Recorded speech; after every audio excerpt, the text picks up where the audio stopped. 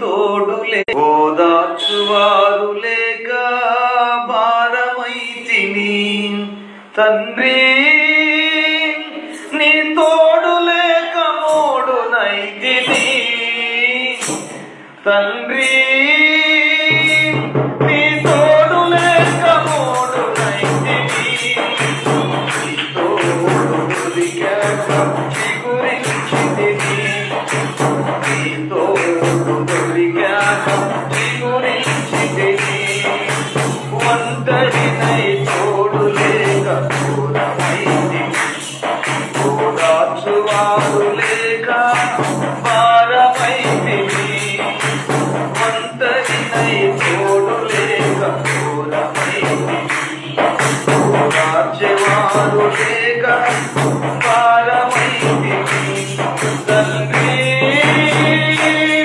నీ తోడు లేక మోడునైతిని తండ్రి నీ తోడు లేక మోడునైతిని నీ తోడు దొరికాక చిగురించితిని నీ తోడు దొరికాక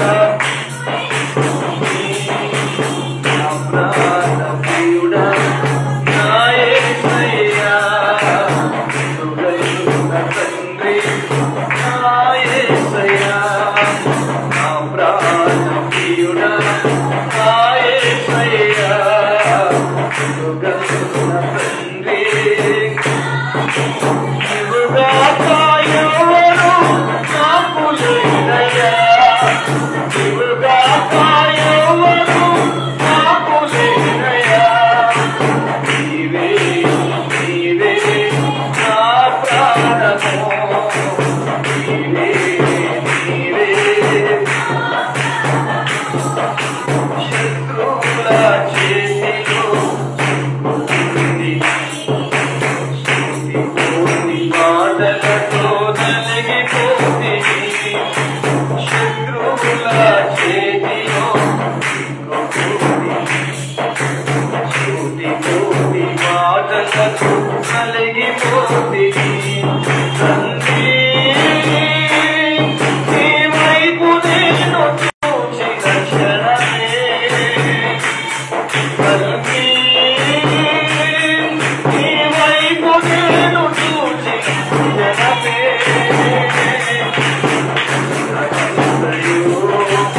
తీరిపోయేదో తొలగిపోయేదో నా కష్టమంతయో తీరిపోయేదో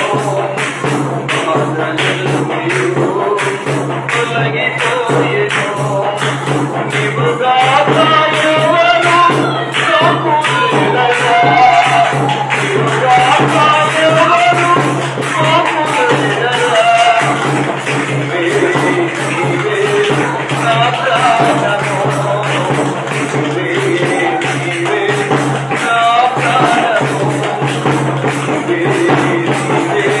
నా ప్రాణము నీవే నీవే నా ప్రాణము నీవుగాక ఎవరు నాకు లేరయ్యా నీవే నీవే నా ప్రాణము నీవే నీవే నా ప్రాణము క్షణమైన నీ నామం మరువకుంటిని మరణమైన మధురముగా ఎంచుకుంటిని క్షణమైన నీ నామం మరువనంటిని మరణమైన మధురముగా ఎంచుకుంటిని తండ్రి నీవున్నావన బ్రతుకుచుంటిని నా తండ్రి నీవున్నావన బ్రతుకుచుంటిని నా కొరకు నీవు నీ కొరకు నేను నా కొరకు నీవు నీ కొరకు నేను నీవుగాక ఎవరు నాకు లేరయ్యా నీవే నీవే నా ప్రాణమో, నా ప్రాణ ప్రియుడా నా యేసయ్యా, నన్ను కన్న తండ్రి నా యేసయ్యా. పరిశుద్ధుడు మా తండ్రి, మహోన్నతుడా నీకు స్తోత్రాలు చెల్లిస్తున్నాం. ఉదయకాల సమయంలో ఈ ఆరాధన ద్వారా నైనా సాక్ష్యముల ద్వారా మహిమ పొందారు. వాక్య పరిచర్య ద్వారా మహిమ పొందండి. యేసయ్య నామములో ప్రార్థించి వేడుకుంటున్నాము తండ్రి, ఆమేన్.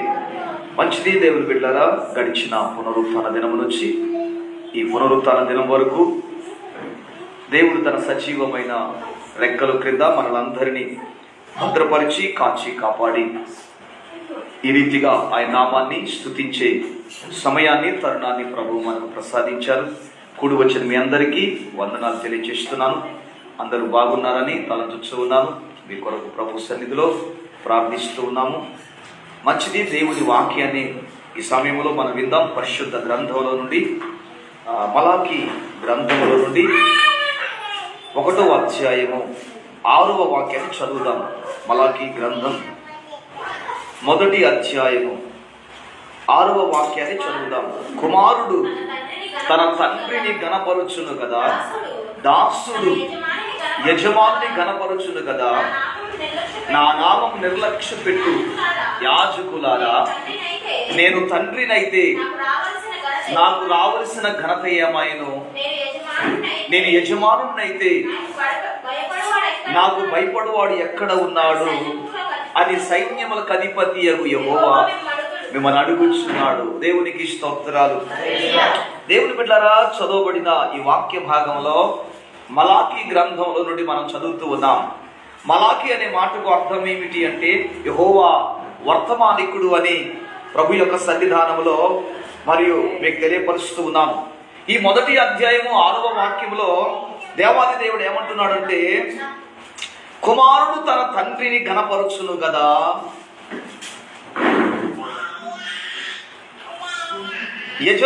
దాసుడు యజమానుని ఘనపరుచును కదా అని వాక్యము చదువుతాం అన్నమాట. కుమారుడు తండ్రిని ఘనపరుస్తాడు. కుమారుడు ఏం చేస్తాడు? తండ్రిని ఘనపరుస్తాడు. మా డాడీ అంటాడు, మా ఫాదర్ అంటాడు, మా తండ్రి, మా నాయన అంటాడు. అంటే కుమారుడు లక్షణం ఏమిటి అంటే తండ్రిని ఘనపరచాలి. కుమారుడి యొక్క మనస్సు ఏమిటి అంటే తండ్రిని ఘనపరచాలి, తండ్రిని ఘనపరచాలి. చూసారా, చాలా మందికి తండ్రి యొక్క విలువ తెలియదు, తల్లిదండ్రుల యొక్క విలువ తెలియదు. తల్లిదండ్రుల యొక్క విలువ తెలియక వారిని చాలా సులకనగా చేస్తారు. కానీ అలాగ చేయకూడదు. తల్లిదండ్రులు మనం గౌరవించాలి. ఒకసారి ఒక తండ్రి తన చిన్న కుమారుణ్ణి వడిలో పెట్టుకుంటాడు. ఆ కుమారుడు వడిలో పెట్టుకున్న తర్వాత ఈలోపు ఒక కాకి పక్కనే ఉన్నటువంటి ఒక పెంకుటిల్లు మీద వాలింది. వాలి, డాడీ అదేమిటి అని చిన్న కుమారుడు తండ్రిని అడిగాడు. అడిగితే, బాబు అది కాగిరా అని తండ్రి చెప్పాడు. అది కాగిరా అని చెప్పాడు. తరువాత మళ్ళీ అడిగాడు, డాడీ అదేమిటి అని అడిగాడు.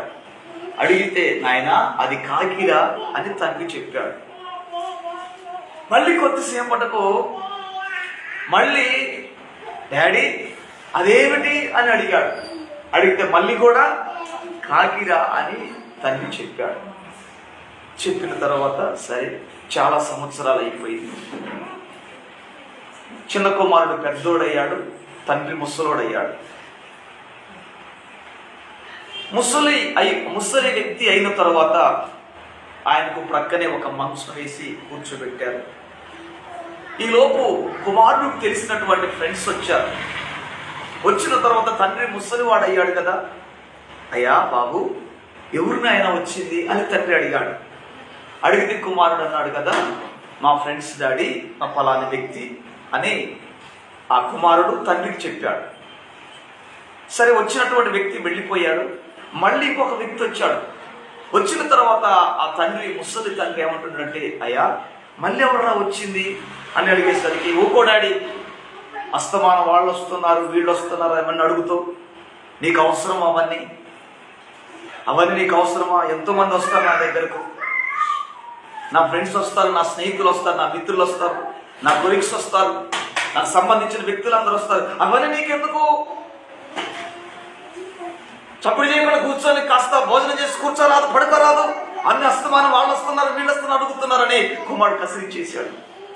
కసిరిచేసేసరికి తండ్రికి జ్ఞాపకం వచ్చింది, అయ్యా నువ్వు చిన్న పిల్లోడుగా ఉన్నప్పుడు, నువ్వు చిన్నవాడిగా ఉన్నప్పుడు, నీవు నా ఒడిలో కూర్చున్నప్పుడు ఒకరోజు కాకి మన యొక్క పెంకుటిల్లి పక్క వాళ్ళ పెంకుటిల్లి మీద వాడితే అదేంటి డాడీ అని అడిగినప్పుడు కాకి అయ్యా అని అడిగారు.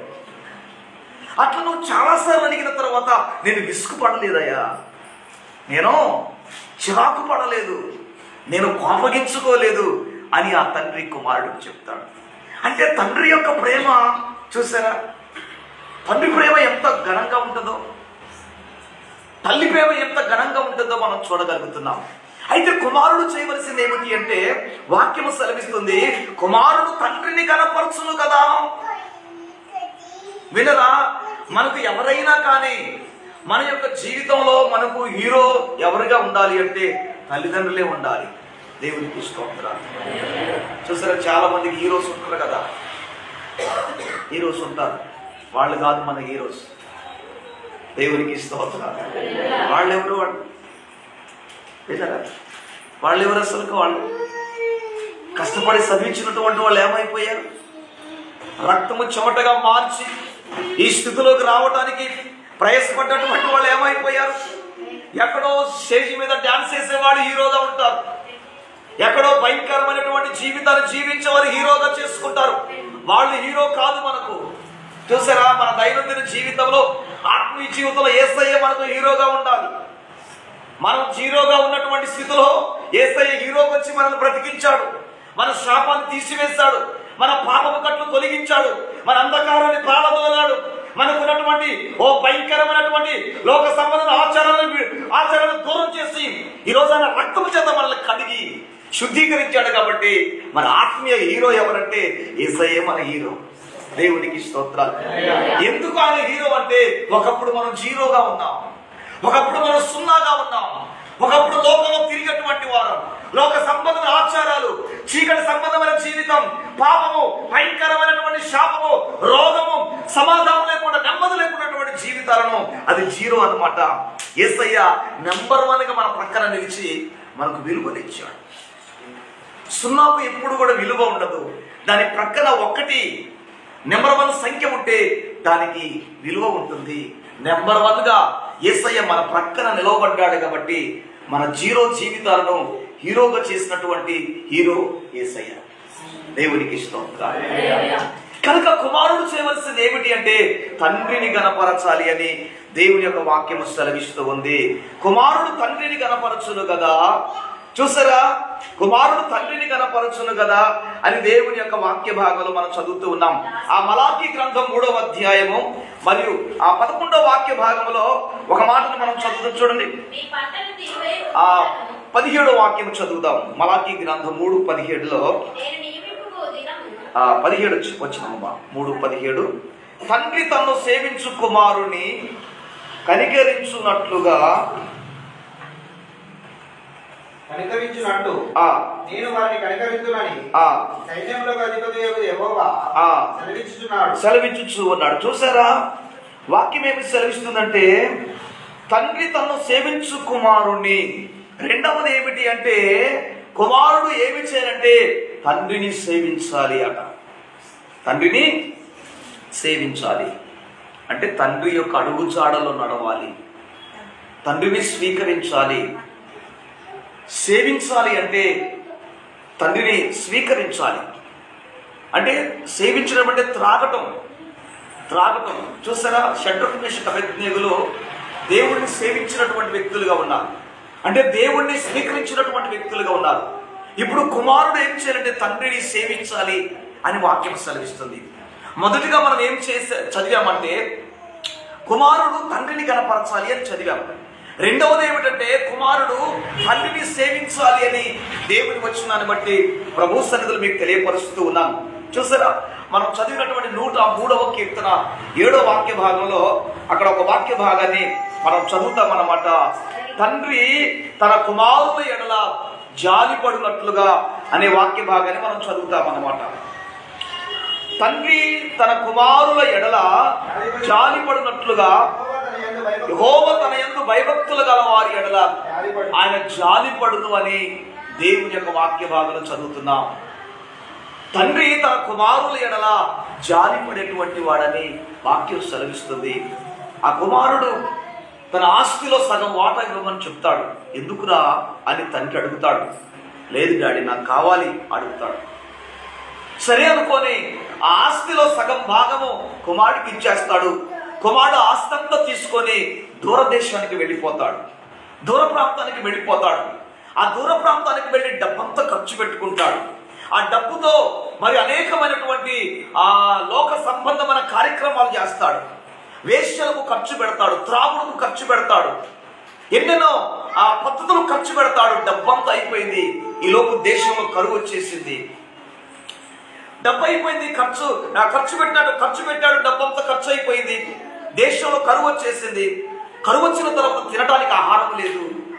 మరి అలాంటి పరిస్థితుల్లో కుమారుడు ఆలోచిస్తూ ఉన్నాడు, నేను ఎట్లా బ్రతకాలి, ఆకలితో చచ్చిపోతూ ఉన్నాను, ఏ విధంగా బ్రతకాలి అనుకొని మరి పందులు మేపేటువంటి ఆ స్థలానికి వెళ్ళి ఆ యజమానితో చెప్తాడు, అయ్యా మీ పందులు నేను మేపుతాను, మీరు నాకు జీతం ఇవ్వాల్సినటువంటి అవసరం లేదు, మీరు నాకు కూలి ఇవ్వాల్సినటువంటి అవసరం లేదు, మీ పందులకు ఏ మేత అయితే ఇస్తున్నారో అదే నాకు వేయండి అని మరియు ఆ యజమానుని ఈ యొక్క కుమారుడు అడిగినట్టుగా వాక్యం సెలవిస్తుంది. చివరికి వాక్యం ఏముంటుంది అంటే పందులు మేపే పొట్టు కూడా దొరకలేదు అని లేఖనం సెలవిస్తుంది. దేవునికి స్తోత్రాలు. అప్పుడు ఆ కుమారుడికి ఆలోచన వచ్చేసింది. ఏం ఆలోచన వచ్చేసిందంటే, నా తండ్రి ఇంట అనేక మంది కూలి వాళ్ళు ఉన్నారు, ఇక్కడ పందులు తినే పొట్టు కూడా నాకు దొరకట్లేదు, ఇంత అవస్థ ఎందుకు పడాలి అనుకొని మరలా నేను నా తండ్రి దగ్గరికి వెళ్ళిపోతాను అని మనస్సులో ఆలోచన వచ్చింది.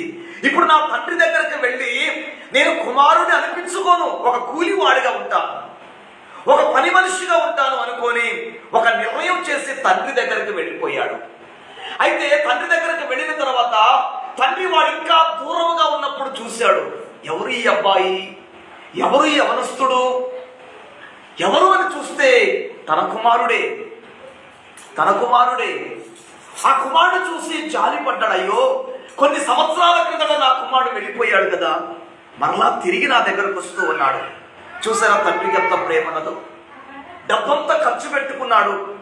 డబ్బంతా ఖర్చు అయిపోయిన తర్వాత, జీవితం అంతా పాడు చేసుకున్న తర్వాత, జీవితం అంతా పతనం చేసుకున్న తర్వాత చివరికి లాస్ట్ దశలో ఏమీ లేదు వాడుగా తిరిగి వస్తున్నాడు.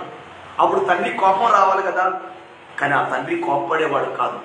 పర్వాలేదు, డబ్బు పోయినా పర్వాలేదు, ఆస్తి పోయినా పర్వాలేదు, సంపాదన పోయినా పర్వాలేదు, మరలా నా కుమారుడు నా దగ్గరకు వస్తూ ఉన్నాడు, మరలా నా కుమారుడు తన తప్పును తెలుసుకొని నా దగ్గరకు వస్తూ ఉన్నాడు, మరలా నా కుమారుడు నా దగ్గరకు వస్తున్నాడు కాబట్టి నేను గాక ఎవరు వాడిని చేరదీస్తారనుకొని ఆ తండ్రి దూరంగా ఉన్న కుమారుడు దగ్గరికి పరిగెత్తుకొని పోయాడు. దేవునికి స్తోత్రాలు. ఎంత మంచి తండ్రి, ఎంత మంచి తండ్రి. పరిగెత్తుకొని పోయాడు. కుమారుడు భయపడుతున్నాడు, నా తండ్రి నన్ను శిక్షిస్తాడేమో, నా తండ్రి నన్ను దూషిస్తాడేమో, నా తండ్రి ఇంకా అనేకమైన మాటలు మాట్లాడుతాడేమో అని భయపడి ఉండవచ్చేమో. కానీ ఆ తండ్రి దూషించేవాడు కాదు, ఆ తండ్రి శాపం పెట్టేవాడు కాదు, ఆ తండ్రి ఇదిగో మరి ఎలాంటి యొక్క మాటలు పలికేవాడు కాదు. ఆ తండ్రి ప్రేమ కలిగిన వాడు, ఆ తండ్రి మంచి దేవుడు, ఆ తండ్రి కనికరమ కలిగిన వాడు, జాలి కలిగినటువంటి వాడు. వాడు మెడ మీద పడి ముద్దు పెట్టుకొని ఇంటికి తీసుకొని వచ్చి శుభ్రమైనటువంటి ప్రశస్త వస్త్రాలు తొడిగి వాడికి షేవింగ్ చేయించి ఉంగరం పెట్టి చెప్పులు తొడిగి పెద్ద విందు చేపిస్తాడు. దేవునికి స్తోత్రాలు. అదే తండ్రి ప్రేమ. దేవునికి స్తోత్రాలు. దేవుని బిడ్డలారా, మనం చదివినటువంటి ఆ వాక్యంలో అదే తండ్రి తన కుమారుల ఎడల జారిపడేటువంటి వాడు. దేవునికి స్తోత్రాలు. ఆ తండ్రి పరమ తండ్రి, 2025 సంవత్సరాల క్రిందటి ఈ లోకానికి వచ్చి ఎక్కడో తప్పిపోయినటువంటి మన జీవితాలను, ఎక్కడో పతనావస్థ స్థితిలో ఉన్నటువంటి మన జీవితాలను కనికరించి, కరుణ చూపి, జాలి చూపి ఇదిగో తన మనల్ని హత్తుకున్నాడు. అది ఆ పరమ తండ్రి యొక్క ప్రేమ అని ప్రభు సన్నిధానంలో మీకు తెలియపరుస్తూ ఉన్నాను. చూసారా, ఇంకొక విషయాన్ని కూడా మీకు ఈ సందర్భంగా నేను మీకు తెలియపరుస్తాను. మలాకి గ్రంథం 1వ అధ్యాయము 6వ వచనములో, దాసుడు యజమానుని ఘనపరచును కదా. చూసారా, దాసుడు ఏమి చేస్తాడు అంటే యజమానుని ఘనపరుస్తాడు అని లేఖనం సెలవిస్తుంది. ఏ యజమాని అయినా, ఏ బాస్ అంటారు, ఆ బాస్ కింద వర్క్ చేసే ఏ వర్కర్ అయినా కానీ ఆ బాస్ని ఘనపరుస్తారు, ఆ యజమాని ఘనపరుస్తారు. మా యజమాని మంచివాడు, నెల వచ్చేసరికి మాకు చక్కగా జీతం ఇస్తాడు, తరువాత మధ్యలో మాకు సెలవులు ఇస్తాడు, ఏదైనా డబ్బు అవసరం ఉన్నప్పుడు మా అక్కర తీరుస్తాడు అని యజమాని గురించి దాసుడు మరియు ఘనపరుస్తాడు అనేది లేఖనము సెలవిస్తూ ఉంది. చూసారా, బైబిల్ ఎఫెసీయులకు రాసిన పత్రిక 6వ అధ్యాయము 5వ వాక్య భాగంలో అక్కడ అపోస్తలుడైన పౌలు ఎఫెసీ సంఘానికి రాస్తున్నాడు. 6వ అధ్యాయము 5వ వాక్య భాగాన్ని మనం చదివినప్పుడు మరియు అక్కడ మనం చదువుతామన్నమాట. చూసారా, దాసులారా యథార్థమైన హృదయము గలవారై భయముతోనూ వణుకుతోనూ క్రీస్తుకు వలె శరీర విషయమై మీ యజమానులైన వారికి విధేయులై ఉండుడి అని వాక్యం సెలవిస్తుంది. యజమానులైనటువంటి వారికి దాసులు విధేయులై ఉండాలి అనేది దేవుని యొక్క వాక్యం సెలవిస్తుంది. ఇప్పుడు ఈ 2 వాక్యాలు మనం చదివాము. ఏమని చదివాము? నేను తండ్రినైతే మరియు నాకు రావాల్సిన ఘనత ఏమాయను కనుక కుమారుడు తండ్రిని గణపరచాలి, తరువాత యజమానుని దాసుడు గణపరచాలి.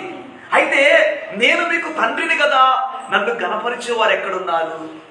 నేను మీకు యజమానిని కదా, అయితే నన్ను గణపరిచే వారు ఎక్కడ ఉన్నారు అని దేవుడు అడుగుచున్నాడు. నిజమే దేవుని బిడ్డలారా, దేవుడు మనకు తండ్రి అయి ఉన్నాడు. దేవునికి స్తోత్రాలు. ఆయన మనకు ఏమై ఉన్నాడు? తండ్రి అయి ఉన్నాడు. చూసారా, యెషయా గ్రంథం 63వ అధ్యాయము 16వ వాక్య భాగంలో, మాకు తండ్రివి నీవే, అబ్రహాము మమ్మును ఎరుగకపోయినను, ఇశ్రాయేలు మమ్మను అంగీకరించకపోయినను నీవే మాకు తండ్రివి అని వాక్యం సెలవిస్తుంది. ప్రభు మనకు ఏమై ఉన్నాడు అంటే తండ్రి అయి ఉన్నాడు. దేవునికి స్తోత్రాలు.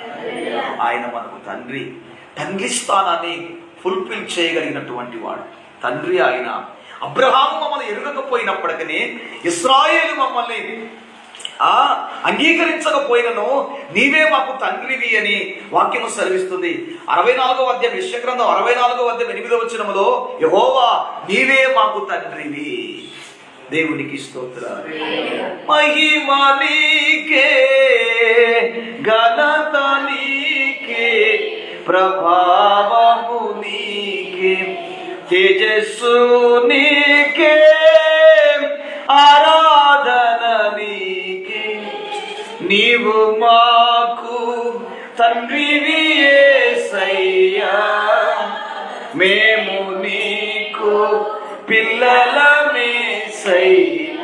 హల్లెలూయా. ప్రభు మనకు ఏమై ఉన్నాడు అంటే తండ్రి అయి ఉన్నాడు. ఆ తండ్రి నన్ను నిన్ను అడుగుతున్నాడు, నేను మీకు తండ్రిని కదా, మరి నన్ను గణపరుస్తున్నారా? మీరు నన్ను మహిమపరుస్తూ ఉన్నారా? నా సన్నిధిలో కన్నీరు కారుస్తూ ఉన్నారా? నాకు భయపడుతూ ఉన్నారా? నా సన్నిధికి వస్తూ ఉన్నారా? నన్ను ఆరాధిస్తూ ఉన్నారా? నా వాక్యము చదువుతూ ఉన్నారా? నాకు విధేయులై ఉన్నారా? ఇదిగో నాకు లోబడుతూ ఉన్నారా? నా మాట వింటున్నారా అని తండ్రి అడుగుచున్నాడు. నేను తండ్రినైతే నాకు రావలసిన ఘనత ఏదంటున్నాడు ప్రభు. నాకు రావలసిన ఘనత ఏది? నువ్వు నన్ను ఎందుకు కనపరచలేకపోతూ ఉన్నావు? ఎందుకు మహిమపరచలేకపోతున్నావు? నీకు ఇష్టం వచ్చినప్పుడు నువ్వు ప్రార్థన చేస్తావు, నీకు ఆలోచన వచ్చినప్పుడు వాక్యం చదవాలనుకుంటావు, నీకు ధ్యాస వచ్చినప్పుడు పాట పాడాలనుకుంటావు, నీకు కష్టం వచ్చినప్పుడు నా సన్నిధికి వస్తావు. అది కాదు కదా. తండ్రి అడుగుతున్నాడు కదా, నేను నీకు తండ్రిని చెప్తున్నాను కదా, నీవు నాకు బిడ్డవు కదా, నీవు నా కుమారుడు కదా, మరి నన్ను కనపరచట్లేదేంది? మనం ఏమని చదివాము? కుమారుడు తండ్రిని కనపరచును కదా, మరి నువ్వేం కనపరుస్తూ ఉన్నావు? దేవునికి స్తోత్రాలు. దేవుణ్ణి మనం గణపరచాలి. దేవుని గణపరచాలి. అయ్యా నువ్వు గొప్ప దేవుడు తండ్రి, నా కోసం రక్తం కార్చవయ్యా, నా కోసం ప్రాణం ఇచ్చేవయ్యా, నా కోసం కలువరి శిలువలో యజ్ఞమైపోయావయ్యా, యాగమైపోయావయ్యా, నా కొరకు చనిపోయావయ్యా. ఆయన గణపరచాలి, ఆయన నామాన్ని గణపరచాలి. ఆయన తండ్రిగా మనకున్నాడు కనుక మనం పిల్లలుగా ఉన్నాము కాబట్టి ప్రభు అడుగుతాడు, నేను తండ్రినైతే నాకు రావలసిన ఘనత ఏది? ప్రభు అడుగుచున్నాడు. దేవునికి స్తోత్రాలు. ఇర్మియా ప్రవచన గ్రంథం 31వ అధ్యాయం 9వ వాక్య భాగములో, ఇశ్రాయేలుకు తండ్రిని కాడా, ఎఫ్రాయిము నా జ్యేష్ఠ కుమారుడు కాడా. దేవునికి స్తోత్రాలు.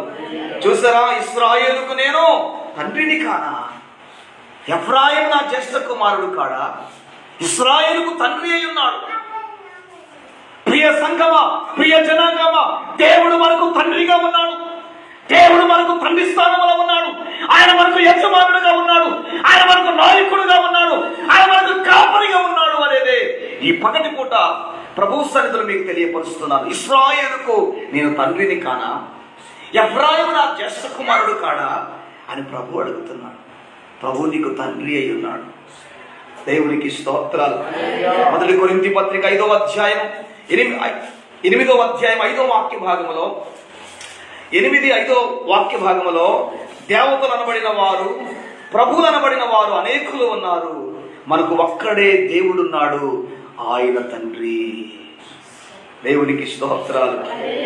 అందరికి తండ్రి అయిన దేవుడు ఒక్కడే అని వాక్యం సెలవిస్తుంది. ఆయన తండ్రి అని వాక్యం సెలవిస్తుంది.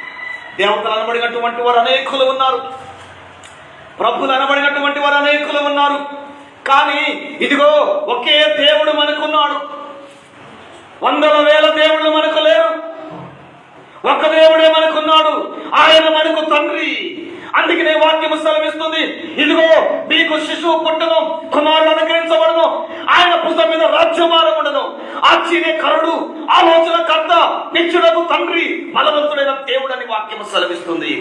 ఆయన తండ్రి. మన ప్రభు అయిన యేసుక్రీస్తు వారు మనకు తండ్రి అయి ఉన్నాడు. దేవునికి స్తోత్రాలు.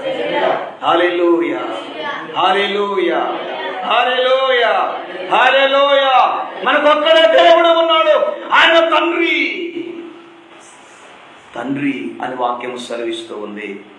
చూసారా, పరిశుద్ధ గ్రంథంలో నుంచి ద్వితీయోపదేశ కాండం 1వ అధ్యాయం 31వ వచనంలో అక్కడ వాక్యాన్ని చదువుతాం. మనుష్యుడు తన కుమారుణ్ణి ఎత్తుకొనున్నట్లు ఎత్తుకొనును. తండ్రి చేసేది ఏమిటి అంటే, ముందు భాగం అంతా కూడా కుమారుడు చేసేది చెప్పాను. అంటే కుమారుడు తండ్రిని కనపరచాలి, కుమారుడు తండ్రిని సేవించాలి.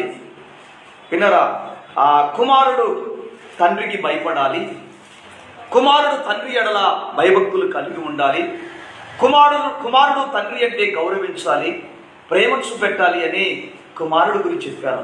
ఇప్పుడు తండ్రి మన పట్ల ఏం చేస్తూ ఉన్నాడు? ఒక 2-3 పాయింట్స్ మీకు చెప్తాను.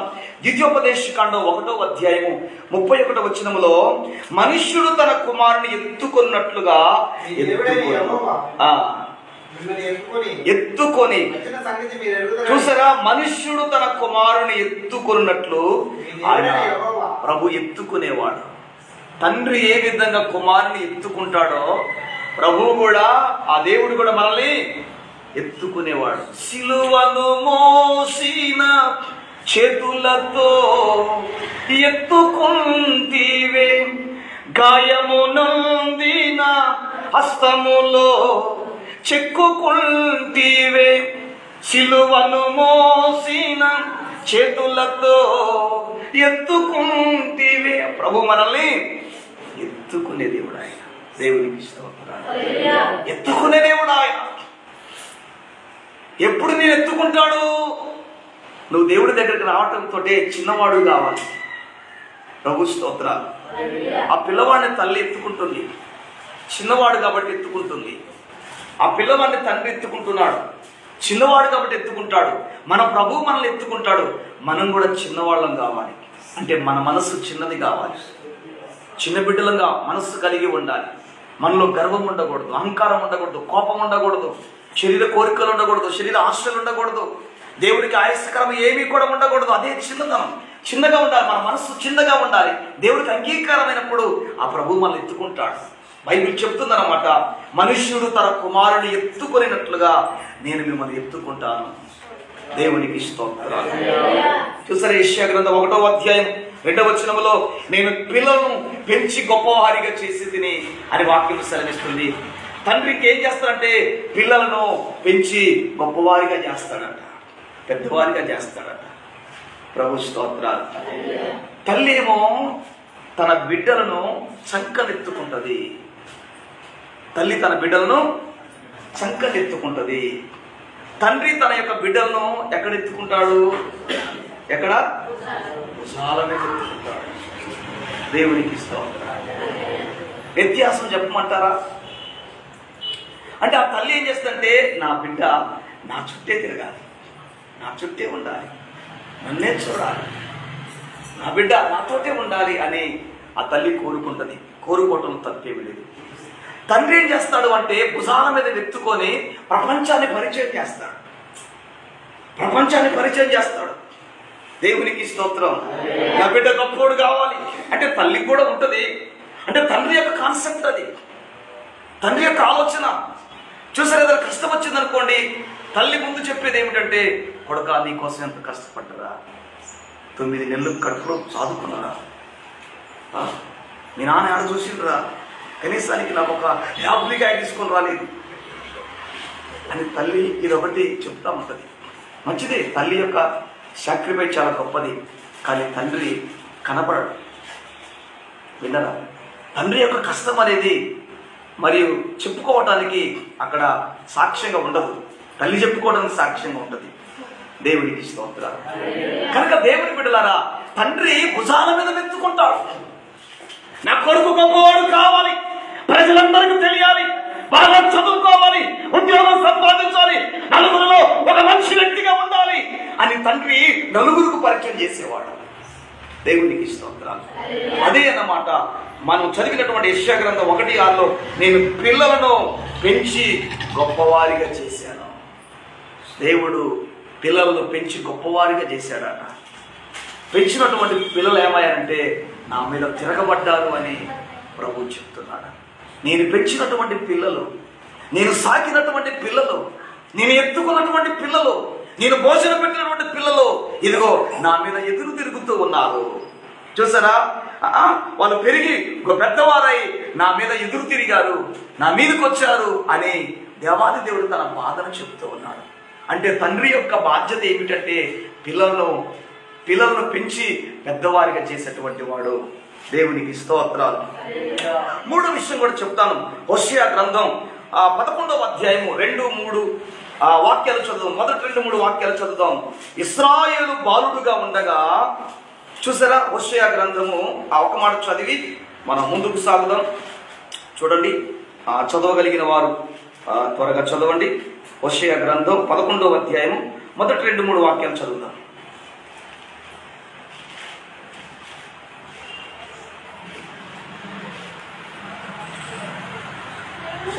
చదువుకుంటాం.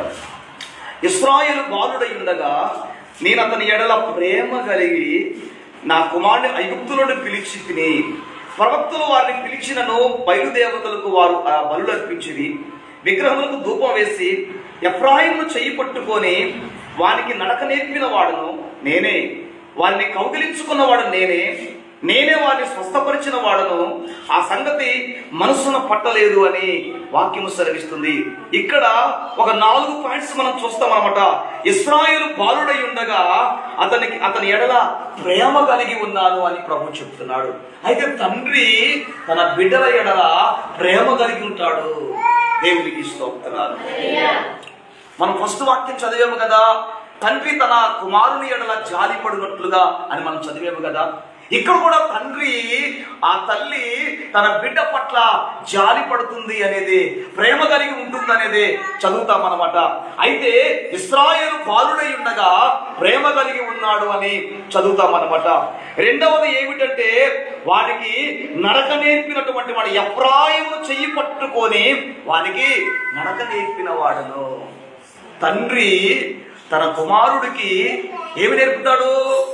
చెయ్యి పట్టుకొని నడక నేర్పుతాడు. దేవునికి స్తోత్రం. చూసారా తండ్రి ప్రేమ ఎంత గొప్పగా ఉండదు? విన్నారా? తండ్రి మొదటిగా తన కుమారుణ్ణి ఎత్తుకుంటాడు. రెండవది తన కుమారుణ్ణి ఎడల ప్రేమ కలిగి ఉంటాడు. మూడవది తన కుమారుని ఎడల తన కుమారుని చెయ్యి పట్టుకొని వాడికి నడక నేర్పుతాడు. దేవునికి స్తోత్రాలు. హల్లెలూయా. నాలుగవది ఏమిటి అంటే వాడిని కౌగిలించుకుంటాడంటే తన యొక్క ఎదలో తన యొక్క గుండెకు హత్తుకున్నట్టుగా కౌగిలించుకుంటాడు అనేది దేవుని యొక్క వాక్యం ద్వారా మీకు తెలియపరుస్తున్నాను. ఐదవది ఏమిటంటే తన కుమారుని స్వస్థపరుస్తాడు, బాగు చేస్తాడు. తన కుమారుల చెడును, తన కుమారున్నటువంటి ఏదైనా లోపాలు ఉన్నప్పుడు పరిస్థితుల్లో మరియు ఆ కుమారుని స్వస్థపరుస్తాడు అనేది దేవుని యొక్క వాక్యం సెలవిస్తుంది. ఇది తండ్రి కుమారుల యొక్క అనుబంధమైంది. ప్రభు స్తోత్రాలు. తండ్రి నిన్ను అడుగుతూ ఉన్నాడు, నేను తండ్రినైతే నన్ను గణపరచు వారు ఎక్కడున్నారు? నేను మీకు తండ్రిని కదా, నన్ను మీరు గణపరుస్తూ ఉన్నారా? నేను తండ్రిని కదా, మీరు నన్ను సేవిస్తూ ఉన్నారా? నేను తండ్రిని కదా, మీరు నాకు భయపడుతూ ఉన్నారా? నేను తండ్రిని కదా, మీరు నా ఎడల భక్తి కలిగి ఉంటున్నారా? నేను తండ్రిని కదా, మీరు నా సన్నిధికి వస్తూ ఉన్నారా? నేను తండ్రిని కదా, మీరు నాకు విధేయత చూపెడుతున్నారా? నేను యజమానుడు కదా, మీరు నాకు భయపడుతున్నారా అని తండ్రి అడుగుతూ ఉన్నాడు. దేవునికి స్తోత్రాలు. కనుక దేవుని బిడ్డలారా, మనం ఆ తండ్రికి విధేయులము కావాలి. ఆ తండ్రి ఎడల ఆ తండ్రిని మనం సేవించాలి. ఆ తండ్రి ప్రేమను మనం పొందాలి. ఆ తండ్రికి విధేయులము కావాలి. ఆ తండ్రికి మనం భయపడాలి. ఆ తండ్రి పట్ల భయభక్తులు కలిగి ఉండాలి. అప్పుడే తండ్రి అంటున్నాడు కదా, ఇదిగో నేను మీ ఎడల ప్రేమ కలిగి ఉంటాను.